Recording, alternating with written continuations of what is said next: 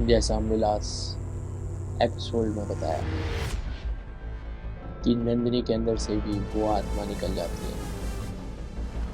धीरे धीरे धीरे वो आत्मा ऐसे ही लोगों को परेशान करते रहे। अलग अलग तरीके से लोग भी अपना इलाज कराते रहे। घटनाएं होती रहीं, लोग अपना इलाज कराते रहे। एक समय आया, उस समय पे अमावस्या की रात, उस दिन अचानक से 3 लड़कियां मोहल्ले की गायब होती हैं। कहाँ जाती हैं किसी को नहीं पता होता। लोग उनको दर बदर अलग अलग जगहों पर ढूंढते हैं, लेकिन लड़कियां नहीं मिलती। गली में ढूंढने की हिम्मत करते हैं तो गली में भी नहीं होती। किसी को पता भी नहीं होता कि अब आगे क्या होने वाला है। लोग सोचने पे मजबूर थे, सोचे थे शायद लड़कियां कहीं और चली गई, परंतु ऐसा नहीं था। उसी गली के दूसरी तरफ जहां एक पीपल का पेड़ था, उस पेड़ 3 की 3 लड़कियां लटकी हुई मिलती। अमावस्या की रात थी, गायब थी लड़कियां।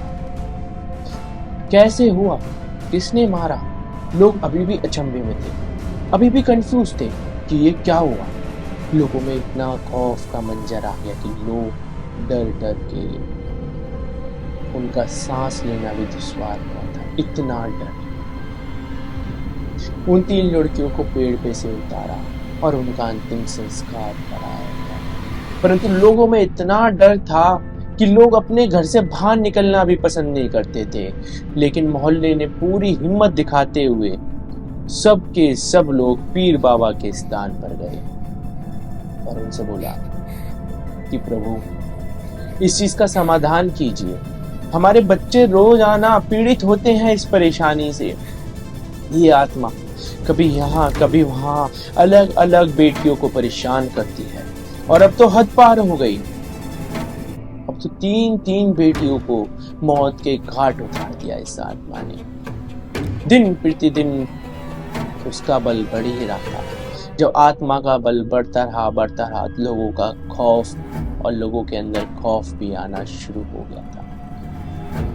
लोगों ने अपने घर छोड़ने शुरू कर दिए थे, लोगों को मोहल्ले छोड़ने पड़े। परंतु कहानी यहीं खत्म नहीं होती।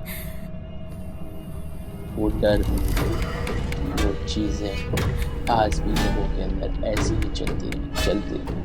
एक समय आया, फिर बाबा ने उसका समाधान बताया। बाबा ने बोला कि पहले हमें पूरे मोहल्ले के घर के लोगों को और उनके घरों को सेफ करना होगा।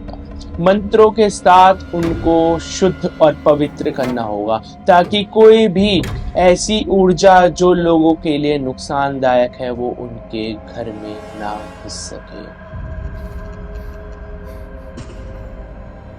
इस चीज को देखते हुए सबके घरों को पवित्र पूजा मंत्रों से अभिमंत्रित करके उनको बांधा गया, उनका किलकन किया गया, ताकि कोई भी ऐसी अशुद्ध और अपवित्र आत्मा उसमें वास ना कर सके।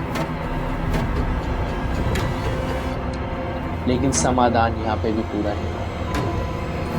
लोगों के घर तो सेफ हो गए, लेकिन घर के बाहर अभी भी वही डर का मंदिर लोगों के अंदर था। अलग अलग तरीके के यज्ञ, अलग अलग तरीके की पूजाएं विधि विधान से पूर्ण रूप से पूर्ण थे, और धीरे धीरे धीरे सब कुछ पवित्र होना शुरू हो गया। लेकिन बाबा ने बोला कि केवल इतने से ही कुछ नहीं होगा। जो ये घर है जिसमें ये आत्मा का वास था, जिस वजह से ये काम करती है, जिस वजह से लोगों को परेशान करती है, इसको पूर्ण रूप से बांध के, इसको पवित्र करके इस मोहल्ले में एक शीतला माता का मंदिर बनाना पड़ेगा। हाँ, माता का मंदिर, जिससे कोई भी अपवित्र और ऐसी कोई घटनाएं ना घटित हो। इसलिए लोगों को बाबा ने बोला कि मंदिर बनाना पड़ेगा। लोगों ने बाबा की बात सुनी भी और चंदा इकट्ठा करना शुरू किया, क्योंकि अब लोगों के अंदर से वो डर निकल चुका था कि अब ऐसा कुछ होगा। अब धीरे धीरे धीरे मंदिर बनना शुरू हो गया। और धीरे धीरे जितनी भी अपवित्र चीजें थी सब दूर हो गई और अंत में सब भगवान के आशीर्वाद से और उनके गुणों के अवतार की वजह से वहां पर आज सब कुछ ठीक है। Thank you. आज के एपिसोड में इतना ही।